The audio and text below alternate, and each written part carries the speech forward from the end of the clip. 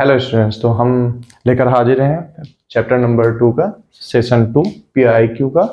तो क्वेश्चन पहला हमारा है, calculate the potential difference and energy stored in the capacitor C2। एक कॉम्बिनेशन में C2 यानी इस वाले की बात हो रही है।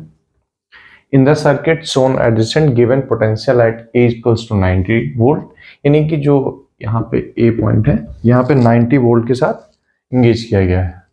सारे कैपेसिटेंस दिए हैं, C1 20 माइक्रोफैरेड है, C2 30 माइक्रोफैरेड है, C3 15 माइक्रोफैरेड है। हमें C2 पे हमारा वोल्टेज कितना ना, मान लीजिए चूंकि ये सीरीज कनेक्शन है तो मान लो वोल्टेज यहाँ V1 होगा, यहाँ V2 होगा एंड यहाँ V3 होगा।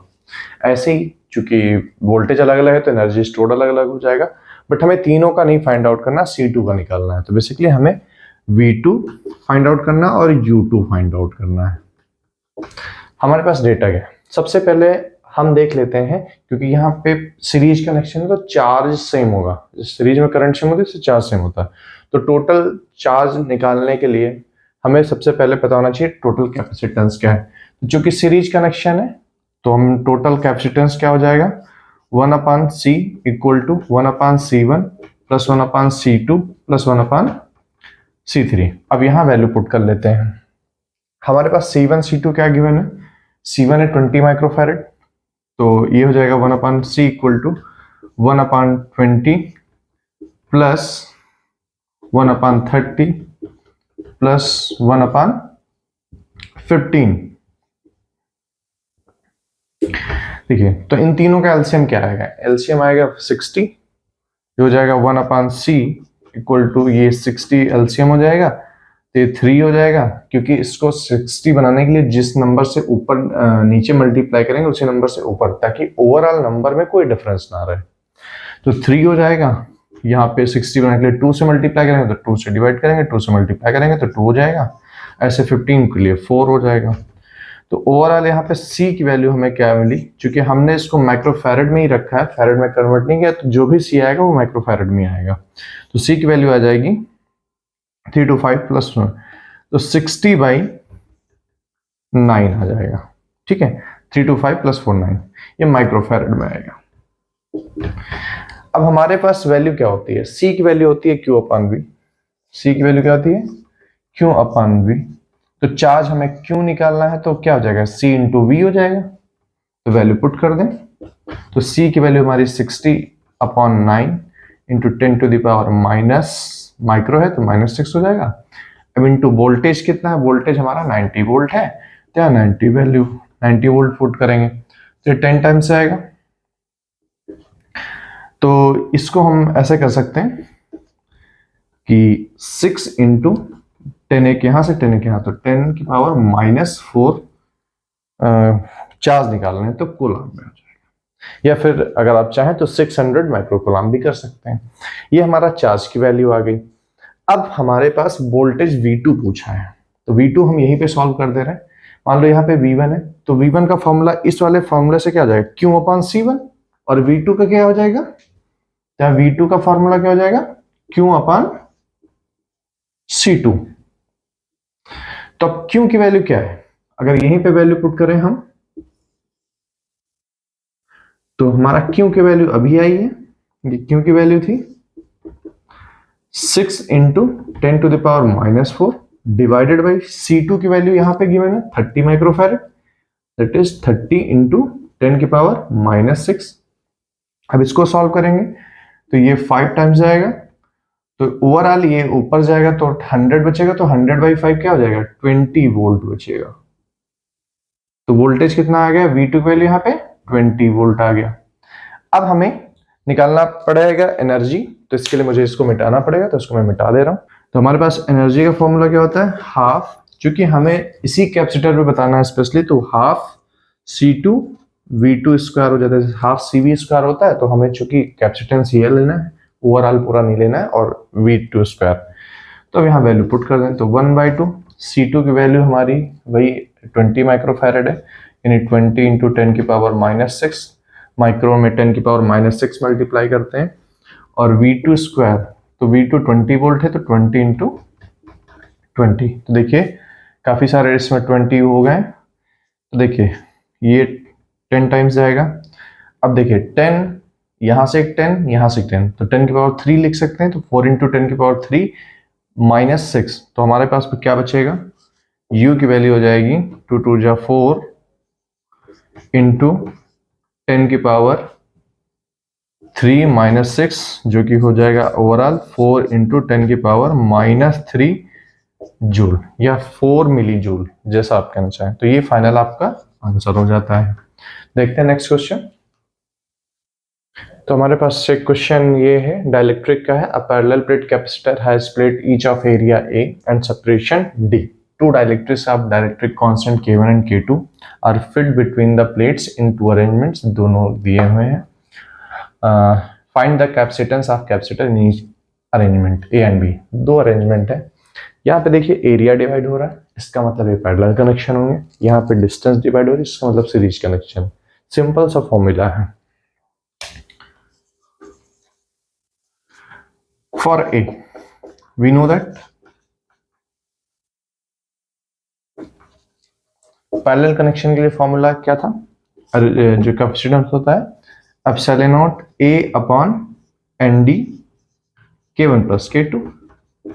तो अगर यहाँ वैल्यू पुट करें तो यहाँ n कितना है, 2 बार में डिवाइड है, तो ये हमारा आंसर क्या हो जाएगा, epsilon not A upon 2D K1 plus K2, ये इसका आंसर हो जाएगा। ठीक है, बहुत सिंपल है। सेकंड वाला देखते हैं, बी वाले के लिए। उसके लिए फॉर्मूला क्या था, ये epsilon not A upon D1 upon K1 plus D2 upon K2, ऐसे कुछ करके था। तो इसी में वैल्यू पुट करते हैं, तो epsilon not A upon D1 की वैल्यू क्या है, D/2, यानी D/2 के K1 plus D by twice K2। अब देखिए कॉमन क्या मिल रहा है, हमें D/2 कॉमन मिल जाएगा। तो D/2 अगर कॉमन मिलेगा तो D तो नीचे रहेगा लेकिन A ऊपर चला जाएगा। ठीक है, तो twice epsilon not A upon D। अब अंदर क्या बचेगा, 1 upon K1 plus 1 upon K2, 1 upon K1 plus 1 upon K2। अब इसको सॉल्व कर सकते हैं एलसीएम लेके। तो एलसीएम क्या आएगा, K1 K2, और जो एलसीएम आएगा उसको ऐसे लिख लीजिए, twice epsilon not A upon D, और यहाँ पे एलसीएम लेंगे तो K1 K2 आ जाएगा, और फिर यहाँ K2 प्लस K1 या फिर K1 प्लस K2, तो ये ऊपर मल्टीप्लाई हो जाएगा। तो फाइनल जो हमारा इक्वेशन बनेगा वो 2 times K1 K2 epsilon not A upon D upon K1 plus K2, ये हमारा आंसर हो जाएगा सेकंड केस के लिए। फार्मूला बहुत सिंपल है। पैरेलल के केस में epsilon not A upon ND K1 plus K2 and so on, जितनी बार में डिवाइड है। और सीरीज के केस में क्या है, epsilon not A upon D1 upon K1 plus D2 upon K2, बस वैल्यू पुट करना और आंसर है। तो देखते हैं नेक्स्ट क्वेश्चन। तो देखते हैं नेक्स्ट क्वेश्चन क्या है। In the combination of 4 identical capacitors as shown in figure, equivalent capacitance between P and Q, यानी इस दो P एंड Q पॉइंट के बीच में इस नेटवर्क का जो इक्विवेलेंट कैपेसिटेंस है 1 माइक्रोफैरड गिवन है। ठीक है, हमें पता क्या करना है, find the value of each separate capacitance, यानी हमें हर एक वैल्यू की, मान लीजिए इसका C है, क्योंकि आइडेंटिकल है तो मान लीजिए इसका C है। ठीक है, मान लो इक्विवेलेंट कैपेसिटेंस C डैश है, तो C डैश की वैल्यू क्या गिवन है, 1 माइक्रोफैरड है। तो वैल्यू ये देखिए सारा क्या है, नेटवर्क पे ना जी, देखिए सारा सीरीज में कनेक्शन है। तो सीरीज फॉर सीरीज कनेक्शन हमारा वैल्यू क्या, 1 अपॉन C डैश क्या हो जाएगा, 1 upon C1 plus 1 upon C2 plus 1 upon C3 plus 1 upon C4। अब वैल्यू पुट कर दिए, देखिए C1 C2 C3 C4 क्या है, आइडेंटिकल है ना, तो सबका मैंने C लिया, तो इसको ऐसे लिख सकते हैं 1 upon C dash is equals to 1 upon C plus 1 upon C plus 1 upon C plus 1 upon C। अब एलसीएम लेने की जरूरत नहीं है क्योंकि सारा सेम है, तो क्या हो जाएगा 4/C। तो 1 upon C dash equals to क्या हो जाएगा 4 अपॉन C, और C की वैल्यू पता करनी है, तो C की वैल्यू हो जाएगी 4/C डैश। तो C डैश की वैल्यू हमें पता है कितनी गिवन है, तो C की वैल्यू हो जाएगी आपकी यहाँ पे 4/C, ठीक है, 1/C, 1/C, 1+1+, ठीक। तो C डैश की वैल्यू हो जाएगी C डैश बाई 4, तो 4/C। तो C डैश की वैल्यू हो C हमें निकालना है, तो C हो जाएगा C डैश इंटू 4। अगर क्रॉस मल्टीप्लाई कराएं, यहां से क्रॉस मल्टीप्लाई कराएं, तो हमें C की वैल्यू हो जाएगा 4 टाइम्स C डैश। तो अब C डैश की वैल्यू पुट करें तो हमें मिलेगा 4 इंटू 1 माइक्रोफैरेड, तो यानी C की वैल्यू मिल जाएगी 4 माइक्रोफैरेड, यानी ईच कैपेसिटर की जो कैपेसिटेंस है वो 4 माइक्रोफैरेड की है। तो देखते हैं नेक्स्ट क्वेश्चन। तो ये हमारा रहा अगला question. 4 capacitors are connected as shown in the figure, calculate the equivalent capacitance between the points P and Q। ये आपको नेटवर्क टाइप में ये क्वेश्चन दिए जा सकते हैं। तो देखिए, पहले नजर में देख के घबराना नहीं, इतनी जल्दी तुक्का नहीं लगाना है कि कौन सा क्वेश्चन मतलब ये सीरीज होगा कि पैरेलल होगा। इसके लिए एक शॉर्टकट तरीका है कि एक एंड को मान लो पॉजिटिव और दूसरे एंड को मान लो नेगेटिव। अब देख लो किसका एंड पॉजिटिव कितने हैं और कितना नेगेटिव है। अगर सारे पॉजिटिव एक साथ कनेक्टेड हुए मतलब पैरेलल हुए, अगर अल्टरनेट में जा रहे हैं तो सीरीज में। तो अगर देखो 1 पॉजिटिव है, 4 पॉजिटिव है, 5 पॉजिटिव है। अगर नेगेटिव की बात करें तो ये नेगेटिव है, 2 नेगेटिव है, 3 नेगेटिव है, 6 नेगेटिव है, और आपका ये अल्टरनेट में जा रहा है, ठीक है। तो अब ये अल्टरनेट वाला है तो इसको यहां पे छोड़ते हैं। तो हमें ये पता चल रहा कि जो 3 पॉजिटिव दिख रहे हैं, यानी कि 3 ऐसे, अगर इनको हम ऐसे बनाएं डायग्राम, तो 1 2 और 4 3 और 5 6, ये सारे किससे कनेक्टेड हैं? पॉजिटिव से। और ये सारे नेगेटिव से कनेक्टेड हैं, और ये इसके साथ एक अल्टरनेट ऐसे लगा हुआ है। कैपेसिटर कुछ ऐसा फाइनल डायग्राम ऐसा बनेगा P और Q के बीच में, ठीक है। तो इससे क्या पता चल रहा, 3 आपके पैरेलल में है और 1 सीरीज में है। तो पैरेलल के लिए, फॉर पैरेलल कनेक्शन C क्या होता है? C1 plus C2 plus C3। तो क्या वैल्यू हो जाएगी? 2 microfarad plus 3 microfarad plus 5 microfarad, जो आपका होता है 10 माइक्रोफैरेड, यानी 2 प्लस 3 प्लस 5 माइक्रोफैरेड, जो कि मिलेगा आपको 10 माइक्रोफैरेड के बराबर। अब ये वाला पूरा जो है इसके साथ सीरीज में है, और सीरीज वाले की वैल्यू कितनी है? 10। तो for series 1/C dash equals to 1/C parallel वाला जो आएगा प्लस 1/10 माइक्रोफैरेड। क्योंकि दोनों हैं तो इसलिए 1/10 प्लस 1/10 क्या होता है? 5 माइक्रोफैरेड हो जाएगा। तो हमारा 1/C डैश प्लस 1/10 प्लस 1/10, जो कि आपको वैल्यू दे देगा C डैश 10/2, यानी कि 5 माइक्रोफैरेड। इसमें मान लीजिए मुझे नहीं लगता कोई प्रॉब्लम होगी, ठीक है। देखते हैं नेक्स्ट क्वेश्चन।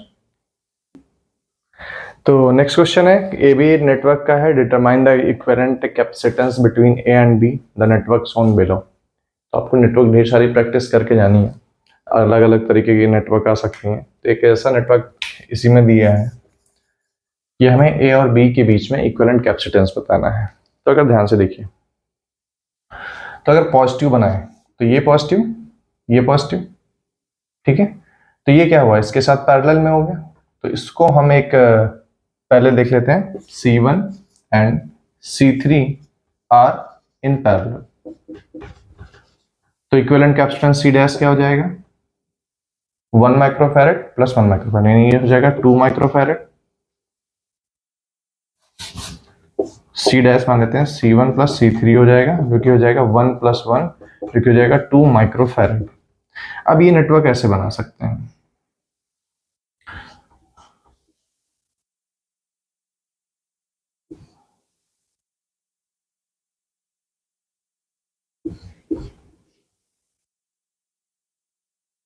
ठीक है, ए एंड बी, ये 2 माइक्रोफैरड हो गया और ये आपका हो गया 1 माइक्रोफैरड और फिर ये अगेन 2 माइक्रोफैरड। तो अगर ये सी डैश मान लें, ये C2 है और ये आपका C4 है। तो अगर देखिए सी डैश और C2 क्या सीरीज में है, तो इसके लिए क्या हो जाएगा, फॉर सीरीज हो जाएगा 1/C dash plus 1/C2। Value put कर लेते हैं, 1/C डैश की वैल्यू है 2 माइक्रोफैरड में। अभी फैरड में कन्वर्ट नहीं कर रहे हैं क्योंकि इक्विवेलेंट कैपेसिटेंस ही निकाल रहे हैं, तो बाद में वैल्यू रख लेंगे। प्लस C2 की वैल्यू भी 1/1 ही है, तो एलसीएम लेंगे तो 2 हो जाएगा। तो ये वैल्यू ऐसे हो जाएगी 1/CS हमारा हो जाएगा 2, 1 + 2, यानी कि CS की वैल्यू आ जाएगी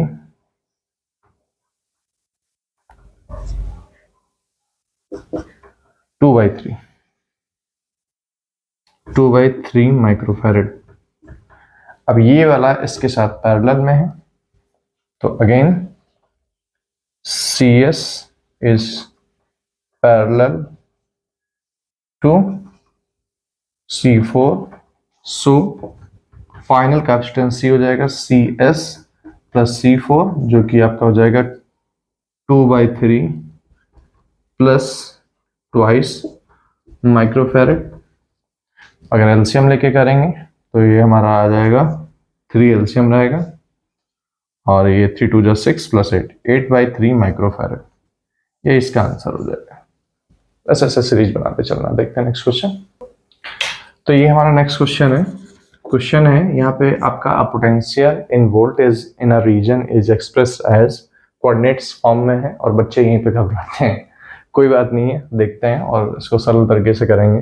XYZ को फॉर्म में दे रखा है, then find electric field in newton coulomb at a point, यहाँ कोऑर्डिनेट्स दे रखे हैं। ठीक है, इस तरह क्वेश्चन बोर्ड में पूछा जाता है, नीट में भी पूछा जाता है। तो इसको सॉल्व करते हैं। सबसे पहले हमारे पास रिलेशन होता क्या है, अगर हम इलेक्ट्रिक फील्ड E की बात करें तो वी नो दैट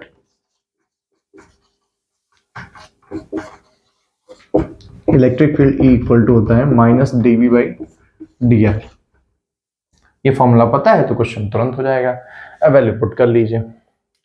तो अगर हम E वैल्यू निकाल रहे हैं 1,1,0 पे, तो सबसे पहले हम नेगेटिव कॉमन बाहर लिए। अब इसको पोटेंशियल को सबसे पहले x के रिस्पेक्ट में, फिर y के रिस्पेक्ट में, फिर z के रिस्पेक्ट में along with their position unit vector के साथ लिख लेंगे। तो 6xy इसको और x के रिस्पेक्ट में करेंगे तो सिर्फ हमारा क्या आएगा, कोऑर्डिनेट 6y आएगा। ठीक है, 6y i कैप। फिर अगर हम y के रिस्पेक्ट में करें तो हमें क्या मिलेगा, यहाँ पे मान लीजिए 6x हो जाएगा, -1 हो जाएगा और इधर प्लस का ट्वाइस z हो जाएगा, ये j कैप हो जाएगा। फिर z के रिस्पेक्ट में करें तो z के रिस्पेक्ट में करेंगे तो सिर्फ हमारा +2y आएगा और ये k कैप हो जाएगा। अब वैल्यू कोऑर्डिनेट जो 1 1 है, x की वैल्यू 1 है, y की वैल्यू 1 है, 0, ये वैल्यू पुट कर लेते हैं। तो यहाँ पे मिलेगा माइनस बाहर ले लेते हैं, 6y 1 क्यूब है तो यहाँ पे 6i कैप हो जाएगा। अब x की वैल्यू 1 रखेंगे तो 6 हो जाएगा, -1 और z की वैल्यू सिंस 0 ही है तो 6 - 1 चूंकि +5 आएगा, 5j कैप हो जाएगा। प्लस फिर अगेन यहाँ पे y की वैल्यू 1 रखेंगे तो क्या आ जाएगा, ट्वाइस k कैप न्यूटन पर कूलम्ब। देखिए क्वेश्चन बहुत ही सिंपल था, बस देखने में थोड़ा सा खतरनाक लग रहा था। हो गया है, देखते हैं नेक्स्ट क्वेश्चन। तो देखते हैं next question. The electric potential V at any point in meters in space is given by, यानी हमारे पास इलेक्ट्रिक पोटेंशियल कितना गिवन है, V = 4x² है। अगेन इलेक्ट्रिक फील्ड आपसे पूछा एट 1, 0, 2, तो हमें पता है E की वैल्यू क्या होती है, -∂V/∂r होता है। सिंस अब ये सिर्फ फंक्शन ऑफ x है तो बाकी y और z कंपोनेंट क्या हो जाएंगे, 0 हो जाएंगे। तो अगर हम इसको करें 1, 0, 2 के लिए तो जनरली डिफरेंशिएट होकर क्या आएगा, -8x आएगा और वैल्यू अगर x की पुट करेंगे तो हमें सिर्फ और सिर्फ मिलेगा -8i कैप, और चूंकि नेगेटिव लगा है इसका मतलब ये x एक्सिस के नेगेटिव डायरेक्शन में होगा। तो बस ये इतना ही छोटा क्वेश्चन था, क्वेश्चन बड़ा ही लंबा हो लेकिन आंसर इतना ही है, तो इसका इतना यही आंसर होगा। तो हमारे पास ये क्वेश्चन है, 2 microfarad capacitor is connected through a resistance of 2 ohm and 10 ohm to a 2.5 volt cell of internal resistance of 0.5 ohm. Find out the charge on the capacitor. तो बेसिकली ये नेक्स्ट चैप्टर का भी एक concept इसमें included है, तो थोड़ा सा एक एडवांस प्रॉब्लम इसको बोल सकते हैं। होता क्या है कि जब एक बैटरी कनेक्टेड होती है तो नॉर्मल वही ohm's law equals to IR, तो आपको याद ही रखना है। तो हम पोटेंशियल डिफरेंस निकालते हैं, तो पोटेंशियल डिफरेंस बेसिकली आपका, उसके लिए हमें करंट पता होना चाहिए, ठीक है ना। तो सबसे पहले हम करंट निकाल लेते हैं। तो करंट के लिए इक्वेशन क्या हो जाएगी, लिखेंगे we know that I equals to होता है जो EMF ऑफ द सेल होता है डिवाइडेड बाय टोटल रेजिस्टेंस होता है, जिसमें internal resistance plus external resistance in the circuit होता है। अब ये इंटरनल रेजिस्टेंस तो यहाँ पे गिवन है, एक्सटर्नल रेजिस्टेंस क्या हम वैल्यू इसको 2 ओम 10 ओम लेके चले। तो देखिए डीसी के लिए जो कैपेसिटर होता है वो डीसी करंट को ब्लॉक कर देता है, यानी ये कोई भी करंट इसके थ्रू तो जाएगी ही नहीं, यानी सिर्फ सर्किट में रेजिस्टेंस अगर कोई है तो वो ये है, यानी कि जो कैपेसिटर होता है वो डीसी करंट को ब्लॉक कर देता है, तो ये रेजिस्टेंस तो प्ले में आएगा ही नहीं। तो हमारे लिए एक्सटर्नल रेजिस्टेंस सिर्फ 2 ओम रहेगा। तो अगर यहां वैल्यू पुट करें तो ईएमएफ क्या होता है, maximum current of the maximum potential difference of the cell when no current is drawn from the cell. जब तक हम बैटरी से कोई करंट नहीं इस्तेमाल कर रहे हैं तो उसका जो मैक्सिमम पोटेंशियल डिफरेंस है वही उसका ईएमएफ होता है। तो ईएमएफ की वैल्यू 2.5 है, आर की वैल्यू 0.5 है, प्लस कैपिटल आर की वैल्यू सिर्फ 2 ओम है जो कि सीरीज में है तो डायरेक्ट प्लस हो जाएगा। तो आई की वैल्यू हो गया 1 एम्पियर। तो अब जो potential difference of the cell हो जाएगा, पोटेंशियल डिफरेंस ऑफ सेल यानी V होता है हमारा E माइनस IR। तो अब वैल्यू पुट कर लेते हैं। तो EMF हमारा 2.5 है, I की वैल्यू हमारा 1 है और स्मॉल r की वैल्यू 0.5 है, यानी कि 2 वोल्ट। हमें क्या निकालना है, फाइंड आउट द चार्ज। तो Q की वैल्यू क्या होती है, जैसे C की वैल्यू होती है Q अपॉन V, तो Q की वैल्यू हो जाएगी CV। अब वैल्यू पुट कर दीजिए, C की वैल्यू 2 माइक्रोफैरड है, तो 2 इंटू 10 की पावर -6 मल्टीप्लाइड बाई V की वैल्यू 2 वोल्ट आई है, जो कि फाइनल आपका आंसर हो जाएगा 4 इंटू 10 की पावर -6 कूलाम की बात करें या फिर 4 माइक्रो कूलाम, यही आपका आंसर हो जाएगा। देखिए कंसेप्ट का है, अगर आपको यकीन आ रहा है तो उस टाइम पे हो जाएगा, बहुत ज्यादा डिफिकल्ट नहीं है। देखते हैं नेक्स्ट क्वेश्चन।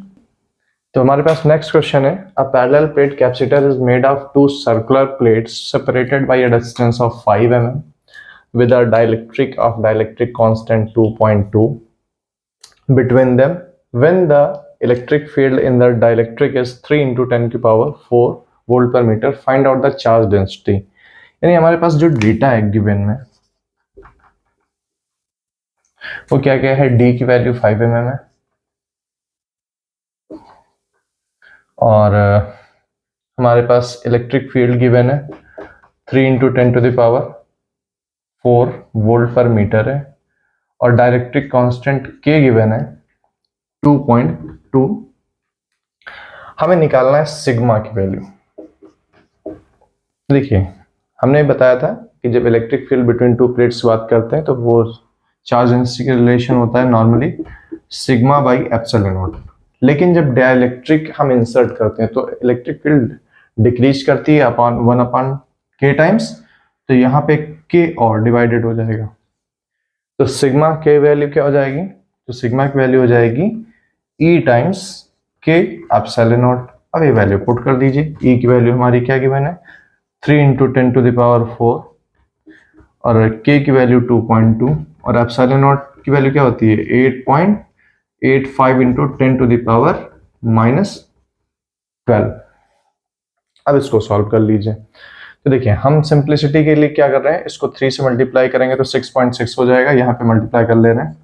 8 पॉइंट इसको अप्रोक्सीमेटली 9 ले रहा हूँ राउंड ऑफ करके, ये 6.6 हो जाएगा। हमारा मल्टीप्लाई हो जाएगा 6 9 जा 54, 5 कैरी जाएगा, 6 8 जा 48 प्लस 6 9 जा 54, जो कि आपका हो जाएगा 102 प्लस 107 यानी 7, 10 कैरी जाएगा, 6 8 जा 48, 48 प्लस 10 58 और ये 58.74 हो जाएगा, यानी कि 58.74 इंटू 10 टू द पावर -12 है, इधर 4 है तो -8 हो जाएगा, या फिर यूं कहें 5.87 into 10 to the power -7 coulomb per metre square. Surface charge density क्या होती है, क्यू बाई एरिया, तो कूलाम पर मीटर स्क्वायर। बस हमें यही फाइंड आउट करना था। देखते हैं नेक्स्ट क्वेश्चन। तो हमारे पास नेक्स्ट क्वेश्चन है, the electric field in a region is given by, again आपको इक्वेशन वही वेक्टर के फॉर्म में गिवन है, where E is newton per coulomb and x जो है मीटर्स में है। द वैल्यूज ऑफ कांस्टेंट, यानी A की वैल्यू 20 है और B की वैल्यू 10 है। SI यूनिट में है तो कोई चेंज करने की आवश्यकता नहीं है। If the potential at x equals to 1 is V1 and so that x equals to -5 is V2, find out the potential difference। Generally ये V1 - V2 क्या है, पोटेंशियल डिफरेंस है। ठीक है, मैं डेल्टा V फाइंड आउट करना है। और इस बार केस में इलेक्ट्रिक फील्ड गिवन है। क्या गिवन है, AX plus B I cap. हमारे पास रिलेशन क्या होता है इलेक्ट्रिक फील्ड और पोटेंशियल का। इलेक्ट्रिक फील्ड का फॉर्मूला क्या होता है, -dV/dr। क्लियर? तो अगर हम यहां से डेल्टा V की वैल्यू फाइंड आउट करना चाहें तो डेल्टा V की वैल्यू क्या हो जाएगी, -A टाइम्स dr। जैसे हम जब पोटेंशियल गिवन होता था इलेक्ट्रिक फील्ड कैलकुलेट के लिए उसको डिफरेंशिएट करते थे, इस बार हमें क्या करना पड़ेगा, इंटीग्रेट करना पड़ेगा। तो वैल्यू पुट कर लेते हैं, तो V1 - V2 क्या हो जाएगा, मान लीजिए लोअर लिमिट आपकी -5 से 1 हो जाएगी, यहाँ पे नेगेटिव बाहर रहेगा। इलेक्ट्रिक फील्ड की वैल्यू रखेंगे तो A की वैल्यू हम 20 रखेंगे, तो 20x प्लस B की वैल्यू 10 है, और ये चूंकि I कैफ है तो पोजीशन जो डिफरेंशियल ऑपरेटर है अलोंग x एक्सिस यानी dx होगा। अब इसका इंटीग्रल वैल्यू निकाल लेते हैं, तो क्या होगा 20x² 2, तो 20 बाहर लिखा, x² 2 और यहाँ पे प्लस 10x, वही अपर लिमिट -5 से 1। तो ये वैल्यू पुट करेंगे तो हमारा ये माइनस बाहर ही रहेगा, तो ये हो जाएगा 10x² प्लस 10x, वही वैल्यू -5 से 1। अब वैल्यूज पुट कर लेते हैं, upper limit minus lower limit होता है, तो नेगेटिव बाहर रखेंगे, upper limit minus lower limit, तो ये 10 प्लस 10 20 हो जाएगा, और माइनस में अगर हम वैल्यू बात करें तो -5 रखेंगे तो 5 का स्क्वायर कितना होगा, 25 होगा, यानी 250 हो जाएगा, वो भी 250, और यहाँ पे अगर 5 रखेंगे तो 50 हो जाएगा, वो भी माइनस में। तो ये वैल्यू आपकी हो जाएगी, यहाँ पे 200 बचेगा, तो ये वैल्यू यहाँ पे अगर अंदर मल्टीप्लाई कर दें तो -20, और यहाँ पे 200 बचेगा, माइनस माइनस प्लस हो जाएगा, प्लस का 200 जो कि V की वैल्यू दे देगा, V1 - V2 की वैल्यू 180 वोल्ट। ये इसका आंसर हो जाएगा। CBSE में भी पूछा गया है, JEE में भी पूछा गया है, तो क्वेश्चन बस वही कंसेप्चुअल बेसिस है। तो उम्मीद करते हैं आपको काफ़ी इसमें मदद मिलेगी सॉल्व करने में, प्रैक्टिस। देखिए क्वेश्चन का कोई लिमिट नहीं होता है, आप जितना मैक्सिमम नंबर में कर पा रहे हैं आप करके देख सकते हैं। जितना आप प्रैक्टिस करेंगे उतना अच्छे से आपके क्वेश्चंस हो पाएंगे। लेकिन जितना आपने क्वेश्चन यहाँ पे किया है, आपने देखा सारे कंसेप्चुअल बेसिस हैं, अगर कंसेप्ट क्लियर है तो बहुत ही कम शब्दों में, देखिए क्वेश्चन काफ़ी बड़े होते हैं बट सोल्यूशन काफ़ी छोटा होता है, बस सब कुछ समझने की बात है। तो हमेशा ये देखिए कि क्वेश्चन आपसे कहना क्या चाह रहा है, पूछना क्या चाह रहा है, पहले क्वेश्चन को समझिए फिर आपको सॉल्व कीजिए। तो रखते हैं इस वीडियो में इतना ही, मिलते हैं नेक्स्ट वीडियो में। Thank you.